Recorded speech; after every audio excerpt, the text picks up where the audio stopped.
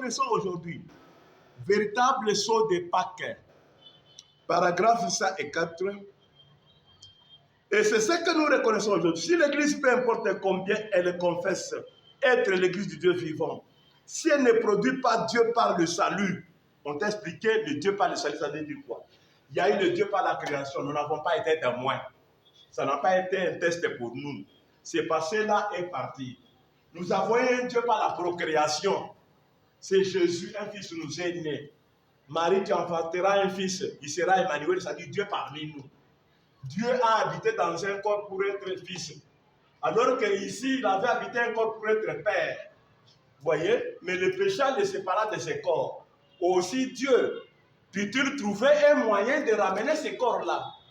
Et le moyen trouvé, c'est ce fils même Jésus. Et Jésus maintenant meurt pour que le Père revienne encore à être le tabernacle de la divinité. Que Dieu soit adoré dans ce tabernacle-là. Et que ceux qui doivent retrouver les rachats, les retrouvent dans ce tabernacle-là. Amen. Maintenant, il y rentre, il donne même les signes messianiques. Tous les signes, même la colonne de feu sur lui. Mais toi, tu ne veux pas. Tu as des raisons pour ne pas vouloir, n'est-ce pas? Alors, il n'y a pas une autre vérité. Il n'y a pas une autre parole de Dieu que celle que tu refuseras. Amen. 105 paragraphes. Christ est mort au calvaire. La manière dont il est allé jusqu'à cette croix. Je lisais un petit livre il n'y a pas longtemps pour une certaine recherche. Et en effectuant cette recherche, j'ai trouvé quelque chose de très surprenant. Je me suis assis, j'ai déposé le livre, j'ai levé les mains et j'ai loué Dieu. Je me suis levé et j'ai fait quelques pas. Puis, je me suis rassis et j'ai relu cela. Je me suis dit, oh, en est-il vraiment ainsi que sur cette même colline où Jésus a été crucifié, Adam est mort et a été enseveli sur la même colline où Jésus est mort, qu'il a été enseveli sur la même colline où Adam est mort, qu'il est mort à Golgotha et qu'il a été enterré à Golgotha. Et je me suis dit, comme ça tombe bien, que ce soit vrai ou faux, disons que ce soit juste. Le premier Adam est donc mort et a été enterré et il repose encore là dans la poussière, car il a représenté le monde et les gens dans les péchés. Mais le second Adam était le Dieu du ciel. Quand il est mort à Golgotha, il n'y avait pas assez de terre pour l'y retenir. Donc tu vois ici, il n'y a même pas de hasard. Jésus, l'endroit qu'il a choisi verser son sang, c'est l'endroit où Adam avait été enterré. Y a-t-il un hasard? Si Branham qui vous a apporté le message rend hommage à Dieu, hein, ça lui donne des frissons, des émotions. Et toi, hein, parce que c'est dans le sens que tu ne veux pas croire. Tu fermes les yeux. Tu fermes les yeux. Alors que c'est à ce temps de la fête. Écoutez. Branham dit ici, exposé des 7 ans de l'Église, page 324. Il dit ceci. Il dit, ainsi dit l'Amen. Jésus est l'Amen de Dieu. D'abord, il commence là, à la page, le paragraphe au-dessus là. C'est ici la révélation capitale de lui-même. Oui. Sa dernière, il nous montre une dernière fois sa divinité suprême est pleine de grâce. C'est ici la révélation capitale de lui-même. Ainsi dit l'Amen. Jésus est l'Amen de Dieu. Jésus est l'ainsi soit-il de Dieu. Amen veut dire c'est définitif. C'est approuvé. C'est une promesse triomphante. C'est une promesse immuable. C'est le sceau de Dieu. Oui. J'ai dit que c'est ici la révélation de lui-même pour le temps de la fin. Amen. J'ai dit, c'est ici la révélation de lui-même pour le temps de la fin. Les jours de la grâce terminés. Amen. La venue du millénium suit de très près, n'est-ce pas? Eh bien, lisez Ésaïe 65, de versets 16 à 19 avec moi. Celui qui voudrait être béni dans les pays, voudra n'être pas le Dieu de vérité. Et celui qui girera dans les pays, girera pas le Dieu de vérité. Maintenant, Branham dit, celui qui voudra être béni dans les pays, voudra n'être pas le Dieu de vérité. Oui, c'est vrai. Mais la vraie tradition n'est pas le Dieu de vérité, c'est le Dieu de l'amen. Amen. Nous lisons donc, voudra n'être pas le Dieu de l'amen.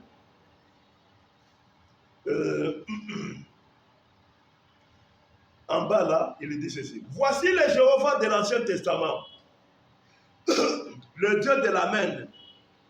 Voici le Jésus du Nouveau Testament, le Dieu de l'amen. Écoute Israël, l'Éternel ton Dieu est le seul, c'est-à-dire l'unique. L'unique Dieu, le revoici. Le Jéhovah de l'Ancien Testament est le Jésus du Nouveau Testament. Amen.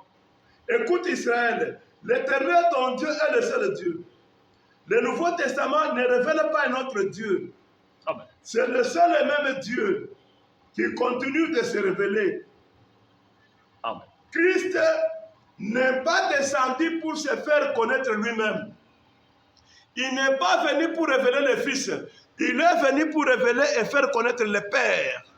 Il n'a jamais parlé de deux dieux. Il a parlé d'un seul Dieu. Et maintenant, dans ce dernier âge, nous sommes revenus à la révélation capitale. La révélation la plus importante de toute la Bible concernant la divinité. Amen. Amen.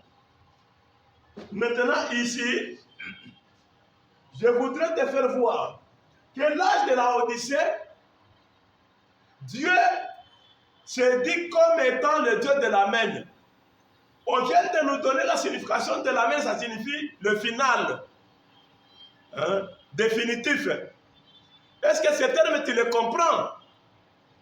Écoute que je te dise un mot. Dieu s'était révélé en tant que Père. Ça n'avait pas trop duré.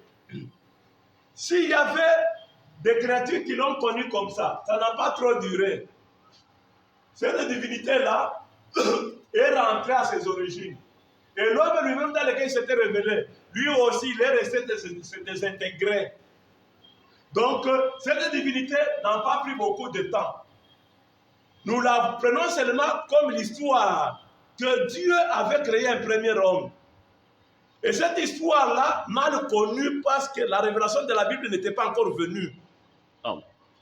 Ça, c'était Dieu qui s'est révélé, mais vite, c'est devenu passager. Parce que le péché a rendu cela passager. Et puis cette divinité est venue se révéler dans le Fils Jésus. Et le Fils Jésus aussi. C'est passager pourquoi? Parce que vite là, il sera un sacrifice. Amen. Et quand il fait ce sacrifice-là, bientôt la divinité va se manifester dans ce corps qui sera ramené grâce à son sacrifice. Amen. Grâce au sacrifice de Jésus, un corps sera ramené, c'est-à-dire le corps là qui s'était séparé de la divinité, reviendra maintenant à être habité par la divinité. Donc, connaître Dieu sous cette phase est difficile aussi. C'est éphémère, c'est temporaire. Amen.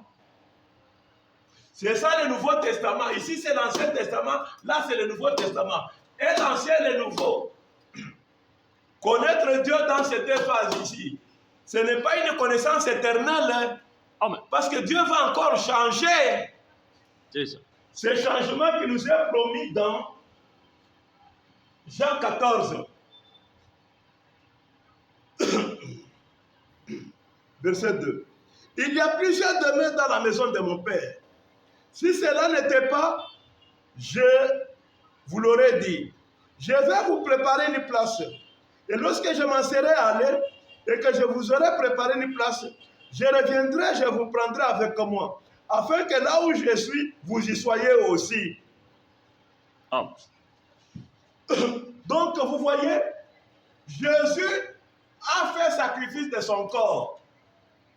Grâce à son sang, le tabernacle qui était souillé a été ramené. Amen. Avant qu'il ne soit ramené, il nous promet qu'il s'en va. Il va préparer une autre place. Parce que le demeure de Dieu, regarde comment il les change. Il nous prévient. Et quand il aura préparé cette place, il reviendra assis dedans. Amen. Et là où il est, il voudra que toi et moi nous y soyons aussi. Amen. Voyez, cette même Bible